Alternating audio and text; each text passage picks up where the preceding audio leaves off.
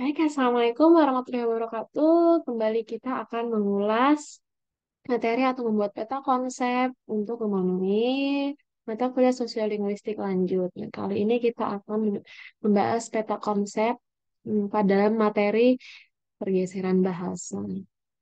Saya Eri Astuti akan segera coba membuat peta konsep.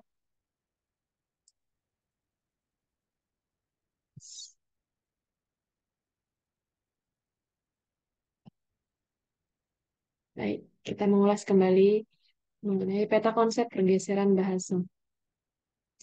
Berbicara tentang pergeseran bahasa. Pergeseran bahasa itu sendiri yaitu artinya bahasa yang kita gunakan baik itu bahasa daerah atau bahasa ibu perlahan bergeser, bahkan terjadi kehilangan atau bahkan punah.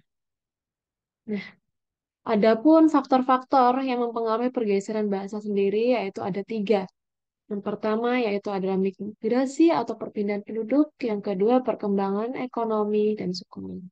Nah, kembali kepada poin pertama, migrasi atau perpindahan penduduk menjadi faktor untuk mempengaruhi pergeseran bahasa. Mengapa? Karena masyarakat yang berpindah atau bermigrasi tentu ia akan menggunakan bahasa di mana ia tinggal selanjutnya. Karena ia akan perlahan menyesuaikan yang akhirnya akan menggunakan bahasa di daerah yang baru. Yang kedua yaitu adalah perkembangan ekonomi. Perkembangan ekonomi di sini dimaksud ketika seseorang mengalami perkembangan dalam segi ekonominya, tentu akan mempengaruhi gaya hidupnya. Salah satunya misalnya perkumpulan. Perkumpulannya dengan anggap saja contoh sederhananya arisan-arisan begitu ya kan, yang berasal dari berbagai. Semakin bahasa yang keren itu, bahasa yang sedang viral misalnya, dia akan menggunakan bahasa itu di lingkup pertemanannya yang dianggap lebih kekinian atau keren. Selanjutnya yaitu adalah sekolah. Sekolah di sini jadi salah satu tempat yang masuk ke dalam faktor-faktor yang mempengaruhi pergeseran bahasa. Karena di sekolah ia diajarkan bahasa-bahasa asing, contohnya bahasa Inggris, bahasa Arab. Nah, di situ akan mempengaruhi pergeseran bahasa. Setelah faktor-faktor yang mempengaruhi pergeseran bahasa, akan ada akibat terjadinya pergeseran bahasa sendiri. Akibat dari pergeseran bahasa itu ada yang tidak sampai punahnya bahasa ibu, tidak menyebabkan bahasa ibu itu punah. Yang kedua, menyebabkan punahnya bahasa ibu. Tidak sampai punahnya bahasa ibu di sini artinya pergeseran bahasa itu terjadi tidak di daerah asalnya atau digunakan di daerah dia tinggal.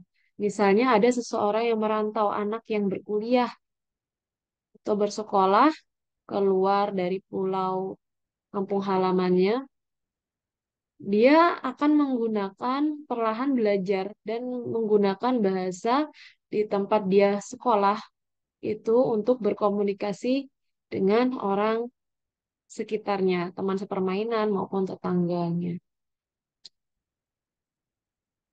Yang selanjutnya itu adalah punahnya bahasa ibu hingga menyebabkan bahasa ibu itu punah, yang artinya tidak ada lagi penuturnya. Sama halnya bahasa daerah.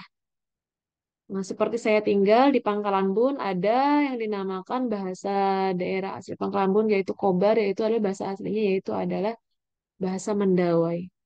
Nah, di sini karena banyaknya pendatang dari berbagai macam suku, sehingga perbedaan bahasa itu sangat tinggi, akhirnya bergeser penggunaan bahasa itu. Ada yang menggunakan bahasa di sini, yaitu adalah bahasa Dayak, dan semacamnya sehingga bahasa asli Kobar yaitu bahasa Mendawai jika tidak kita gunakan kita selaku penduduk asli Kobar bahkan putra dan putri daerah untuk menggunakan bahasa Kobar itu sendiri maka bukan tidak mungkin bahasa Mendawai bahasa asli Kobar akan punah. Nah, setelah terjadinya pergeseran bahasa, di situ ada satu tindakan yang bisa kita lakukan yaitu ada pemertahanan bahasa. Pemertahanan bahasa di sini kita berusaha untuk mempertahankan bahasa ibu atau bahasa daerah kita lestarikan agar tidak terjadinya pergeseran bahasa itu sendiri. Baik, sekian yang dapat saya sampaikan. Semoga berkenan dan bisa dipahami untuk peta konsep sederhana tentang pergeseran bahasa. Salah hilaf, mohon maaf. Assalamualaikum warahmatullahi wabarakatuh.